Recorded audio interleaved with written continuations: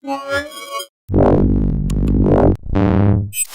Scott for Mobile Geeks, and here I am at the Sony launch event in Taipei. This is the second time that I've been able to get my hands on the Z1 Compact, so I've had some time to think about it, and I've come to the conclusion that this 4.3-inch smartphone has to be the best small form factor smartphone on the market. If you look at the competition with what Samsung and HTC has brought out with their minis, they've actually decreased the specs, right?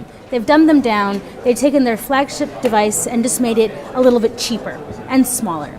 Right? But the thing is that if you haven't jumped on the phablet train, and a lot of people haven't, and it's not just about having dainty girl hands, it's about maybe just having average sized male hands, right? Just normal hands.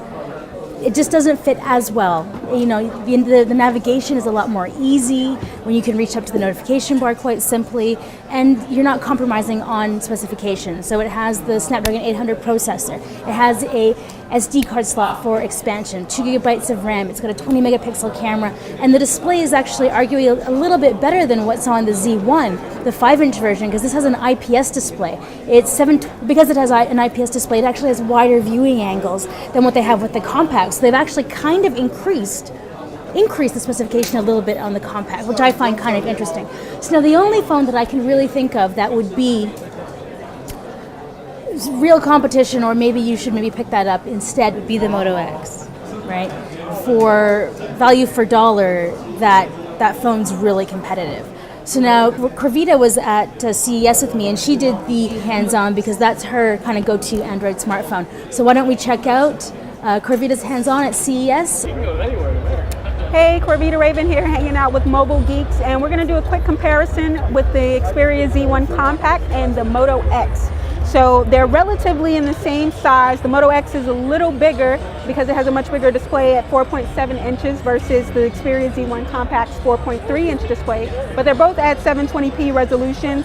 The Compact has a better camera at 20 megapixels compared to the Moto X's 10 megapixel camera, but they're relatively shooting the same video resolutions at 1080p HD at 30 frames per second.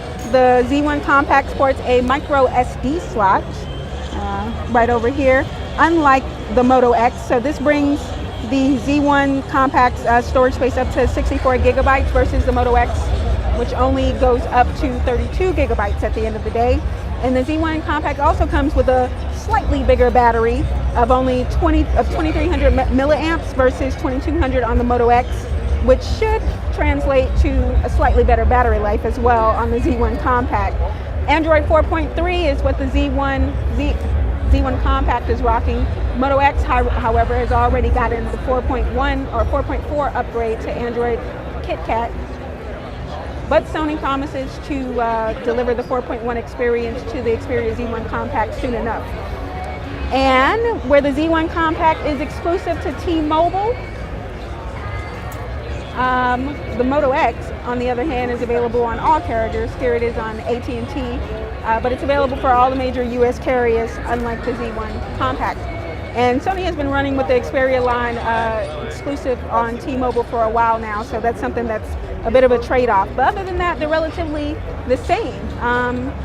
That about wraps up our quick comparison on the Moto X and the Sony Xperia Z1 Compact. From Mobile Geeks, live at CES.